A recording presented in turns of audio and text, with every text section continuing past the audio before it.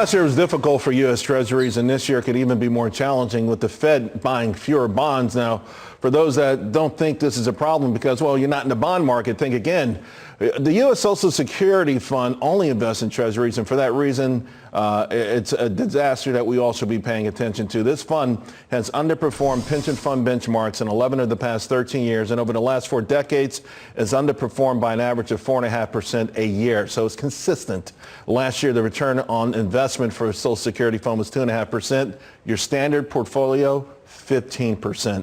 This means that you better take matters into your own hands. And here to help us out, Managing Director for Market Gauge Group, Michelle Snyder. Michelle, on that note, how can people avoid the need for a safety net that's got nothing but holes in it? Well, I think I can't re-emphasize enough the point you just made, because we've all basically rely on Social Security as part of our retirement, and we've all been sold the bill of goods of the 60-40 portfolio heavy into bonds, and clearly it's not working.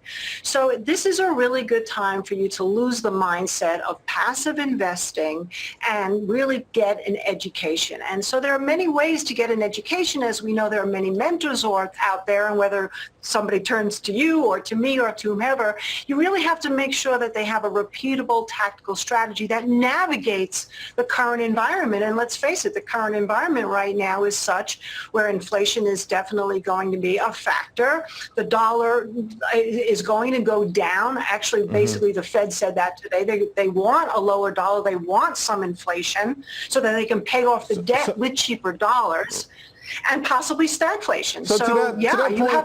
Let's talk about your 2022 outlook, because I went through it in some of the notes I took. I began, obviously, you start with inflation.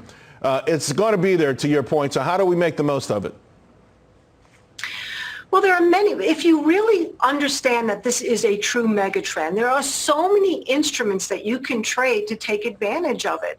Besides the fact that you have many grains that you can trade, and the precious metals, which have been so undervalued, it's ridiculous, that you can also trade. You can also really take advantage of things that are inflation proof, and we've talked about this a lot. Some consumer staples, things that people can pass pricing power to. So, for example, we've talked about the medical devices. All these things are ways, but really pure gold right now might be the best thing to be looking at, because relative to the Dow, it's cheap. Economic Modern Family.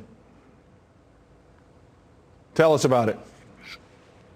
Well, basically, I was a special ed teacher, so I'm a very visual person, and I like a teaching strategy.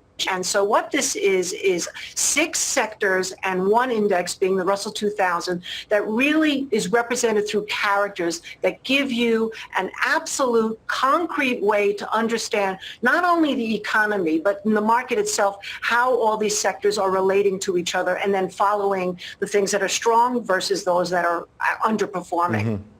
I love the way it sounds. And of course, you mentioned the environment, midterms, and crypto. I suggest everyone get a chance. They should read your 2022 outlook. Michelle, thank you so much always for your help.